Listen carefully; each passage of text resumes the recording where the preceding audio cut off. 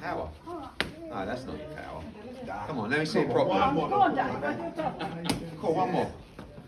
Jesus. Go on, Jack, your turn now. Put it up for him, Jack.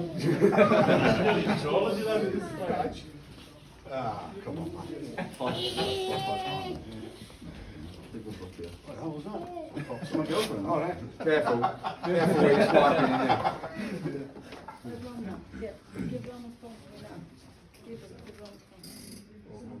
Jack's just had his first season with Yeah. 6 pounds, that's the I've got a question for him. Yeah. Do you know any boxer, or if it's possible to maintain a working lifestyle at the same time as a boxing lifestyle? No. Not if you, no, but it depends what level you're fighting at. Yeah. Because there's a lot of fighters that can't sustain the lifestyle they want doing both. Yeah. So if you are a fighter fighting at quite a lower level in the professional game, you might not get any activity, you might not be making the money, you've got no choice but to do both. You know what I'm saying? And also, boxing is a tough career, short career.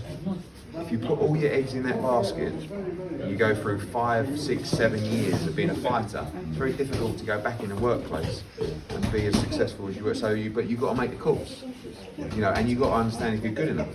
Like some fighters are very lucky; they'll get local sponsors. Like that's the ideal scenario, where you'll get local sponsors that will help you out, in your training, and allow you to be in the professional game. But if you're not good enough, there's no point in doing it. You know. I'm not saying you shouldn't chase your dreams, but at the end of the day, to quit your work and the potential in another career for something that actually you haven't got the potential to go and progress at a high level, that's something you've got to really think about. I'm a big believer in chasing your dreams and doing what you love to do, but at the same time, you've got to be realistic. Hard choice, isn't it? Depends what you do in the other, you know, depends what your options and opportunities are in the working world. Yeah. If you've got a great job and a great future in a career, and you're giving it up to do something you love but you don't have a future in, that's a tough decision. But how do you tell yourself that you haven't got a future in boxing?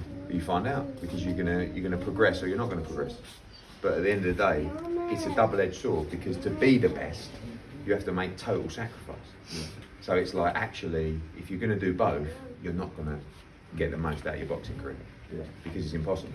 You can't go to work, you can't get up, do your run, go to work all day, and then come in the gym and expect to get 100% out of you and keep improving and beating your numbers and progressing. It's one or the other. So it's like, there's no right or wrong. No, it was a first, isn't there? Yeah, no, there's not. You can't do both. You can't do both. I'll do it. You can't do both and go and, I'm talking about the levels of where, listen, you can do both and perhaps win a British title. That would be a massive achievement.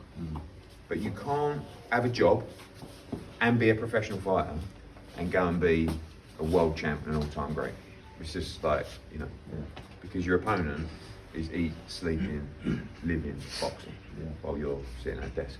Yeah. All this other stuff going anymore, you know. Cheers. But nice problem to have. Well, Some people it's one or the other, you know. Yeah. Good luck. Go on, Charlie.